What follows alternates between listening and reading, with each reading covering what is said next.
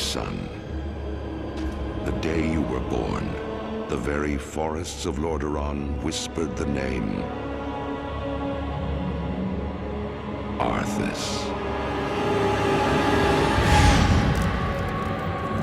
This kingdom shall fall, and from the ashes shall arise a new order that will shake the very foundations of the world. It's the end of the Third War. Arthas plunged Frostmourne into his father's chest to become King of Lordaeron. That day, he decreed his kingdom burn for the glory of the Scourge. He ascended the frozen throne and became the Lich King, leaving his kingdom to rot. His right hand, Kel'Thuzad, was left in charge and rules from the dread necropolis of Naxxramas, supported by Noth the Plaguebringer, Baron Rivendare, the Barov family, the monstrous Patchwork, doomed Sapphiron, and soon dark champions like Alexandros Morgraine. Scourge victory feels like a foregone conclusion. In Southshore, the last of the Silver Hand meet in a desperate attempt to find a way for humanity to survive. Two things come from that room: a crystal soon forged into the Ashbringer, and a new crusade, one to wipe the stain of the Scourge from Lordaeron, one paid for with blood, the Scarlet Crusade. From Tyr's Hand, High General Abendis marches to Stratholme, where Saidan Dathrahan claims foothold in the burning city. Whitemane and her sycophants have taken the Tirisfal monastery, and with it, extremism runs rampant through the crusade. Intolerance, trauma, blood. The crusade is lost to madness nearly as soon as it begins. But some turn away. At Light's Hope Chapel, a new order is formed, the Argent Dawn, and with it, humanity may yet have a chance in their ancestral homeland.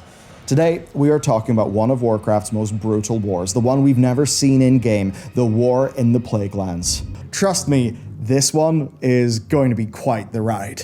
As is our sponsor, LG Ultra Gear. I've been rocking the 27-inch 240Hz OLED for over a month now. Amazing colors, deep blacks, buttery refresh rate. I'm absolutely spoiled. And there really is just something goofy mind-blowing about power leveling a character at 240Hz. I mean, seriously, at 240Hz, it feels like you're watching another reality rather than a sequence of frames. Learn more at the link down below.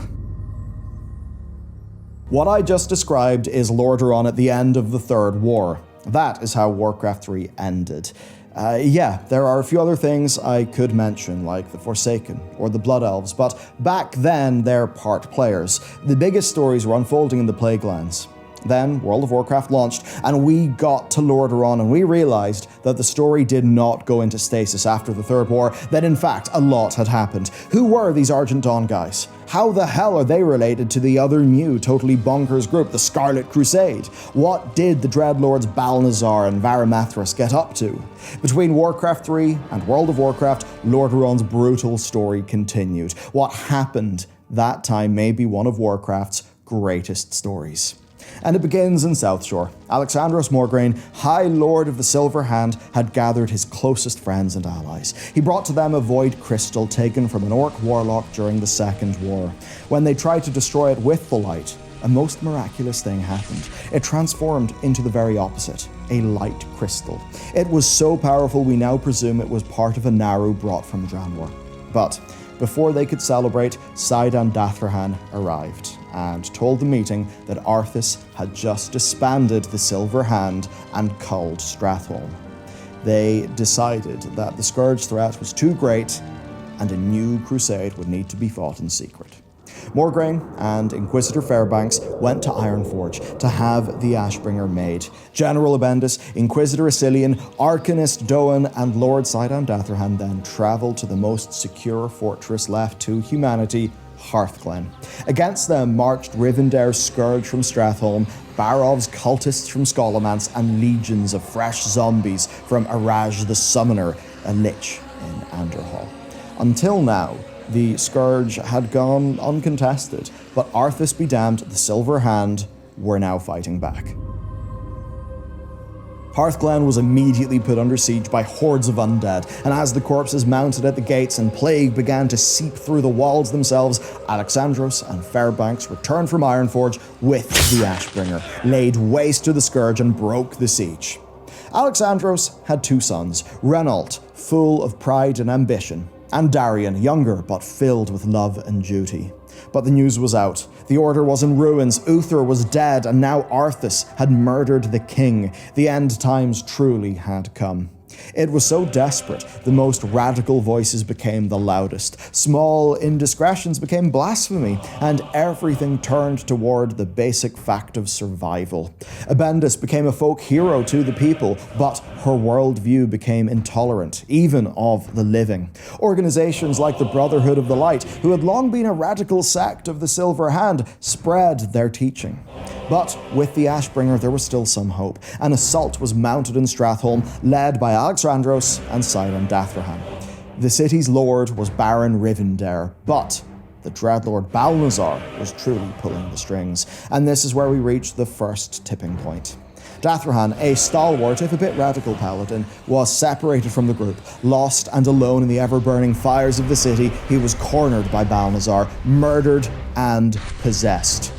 Dathrahan, seeming a bit shocked, walked out of the fires to Morgraine and the Silver Hand, his allies now unaware that he was in fact a Dreadlord. With victories under their belt, it was now time to expand. Word finally came from Tyr's hand that the city stood and had an army waiting to march. At the conclave of Crusader lords, Maxwell Tyrosus suggested inviting dwarves and elves to the crusade. Abendis and Dathrahan, the core of the radical new interpretation of the light, outright refused. Morgraine was on the fence, but decreed that humanity had to deal with its own problems. And so their group became more insular. Problems, of course, included the Forsaken. In the west, the capital had been infested with them, but they were on the ropes and would be easy to clear out. The first step was retaking the Tirisfal Cathedral as a forward base. Balnazar, whose brother Varamathras was in fact currently infiltrating the Forsaken, was outraged at the plan to attack the Undercity and decided it was finally time to deal with Alexandros. So, through Sidon, he had slowly corrupted the mind of Morgraine's son, Renault, working on his pride and his trauma. Sidon and Renault then set a plan in action. Renault told his father that his father's son and Renault's brother, Darian, had rode into Stratholme alone and was in danger. So Alexandros and Fairbanks rode to the city, but it was a trap. They were surrounded by Scourge, thousands throwing themselves at the Ashbringer until the man wielding it grew tired. Finally, dropping the sword in sheer exhaustion, Renault took up the blade and plunged it through his father's back. Fairbanks was crushed under piles of bodies, but alive, and saw this betrayal. Barely making it out of the city, he took what he saw back to the Crusade and told anyone who would listen. He openly accused Sidon Dathrahan and Renault of orchestrating the ambush, orchestrating the death of their leader Alexandros. But Sidon was too powerful by this point and accused Fairbanks of being infected by the plague, and so sent him for execution. His body was hidden in a secret chamber of the Scarlet Monastery, where he would wait for years to be put out of his misery. Sidon and Abendis then led the majority of this order into a new sect, a sect that they called the Scarlet Crusade. Those few who were left with, sense, quietly exited this group, with Maxwell Tyrosus forming the Argent Dawn. Kel'Thuzad's twisted mind had been left in charge of the scourging of Lordaeron. Naxxramas, to achieve this, floated from the frozen north and finally settled over Stratholme, pouring plague over the land. And from this vantage point, he watched the crusade fall apart and finally descended to Stratholme to claim the body of Alexandros. Of course, still there from his slaying at the hands of his manipulated son and Sidon Dathrahan. He raised him as a Death Knight and the head of his 4 horsemen, Kel'Thuzad's personal champions. It was time now for the Scourge to strike back. To the Crusaders in Scarlet Monastery, he sent wave after wave of Scourge. So long and consistent the assault, it became known as the Summertide Assaults. But Renault Morgraine, Sally Whitemane, and their solid core of fanatical Crusaders broke the back of the Scourge forces in Tirisfal, giving them a chance to spread throughout the region, reclaiming old Alliance strongholds and towers. In the depth of the Plaguelands, around the small Chapel of Light's Hope, the core of the Argent Dawn were coming together. Orcs, elves, and dwarves were now in their ranks. There were even some Forsaken, leading to a prominent Argent Dawn presence at the bulwark between Tirisfal and the Plaguelands. But there were only dozens, where the Scarlets had hundreds and hundreds. The Scourge pressure was relentless, but the Crusaders were undaunted, this time pushing back a lich called Kirkazan the Zealous in what would be called the Siege of the Sanguine, when it became clear that luck and the light were on their side. But no matter their faith or fury, the Argent Dawn were too small, and so they entered an uneasy alliance with the Scarlet Crusade. By this point, the Brotherhood of the Light would throw in with the Argent Dawn, but they still were the most radical sect, essentially becoming the perfect bridge between these two crusades. And through big personalities like Eligor Dawnbringer, humanity, at least briefly, was united in Lordaeron. That is when the plan that would eventually lead to Scourge defeat in Lordaeron was set in motion. Darion Morgraine, Alexandros' uncorrupted son, along with a crack squad of Argent Dawn warriors and paladins, infiltrated Naxxramas and retrieved the corrupted Ashbringer. Killing Alexandros, the sword took his soul. And with it, Darion escaped, unlike, of course, many who would join him. Enraged at this, Kel'Thuzad launched his largest attack yet, aiming the full might of the Scourge at this one backwater in Lordaeron.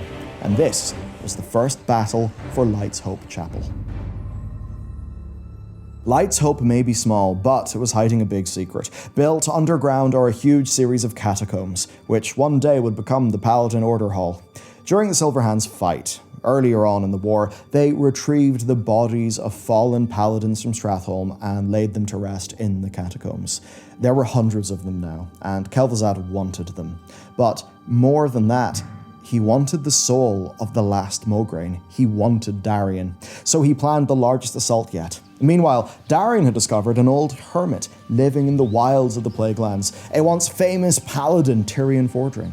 For the crime of befriending an orc, a veteran of the Second War called Eitrig, he was banished from his city. He was then just watching helplessly as the kingdom fell. But with Darion, he had a chance to impart his hard-won wisdom. That ultimately, through all of the gnarliness and the hopelessness, the only thing that can win through is true love. You can see that in his own past and story. It's clearly a powerful component of light magic, but in reality, it's what comes out of that love. It's self-sacrifice, honor, duty, the things that the light does respond to. Now wielding the corrupted Ashbringer, Darion was at the core of the Argent forces at Light's Hope. But bearing down on them was the largest Scourge force since Arthas had walked those lands. They stumbled over in their thousands towards the defenders. Maxwell, Tyrosus, Bartholomew the Revered, and dozens of other big famous crusaders you'd recognize from the game launched into the Scourge lines. It was a hard-fought battle, but the lines barely moved until Tyrion arrived and the tide began to turn. But Kel'Thuzad was playing with them, and at that point he sent in the horsemen. The defenders were pushed back to the steps of the chapel. That's when Darion realized what Tyrion meant, and with no hope left, only love, he plunged the corrupted Ashbringer into his chest. His sacrifice releasing his father's soul from the blade and freeing him from the Scourge. But with this, something else happened. The light had responded to this humongous act of sacrifice and duty.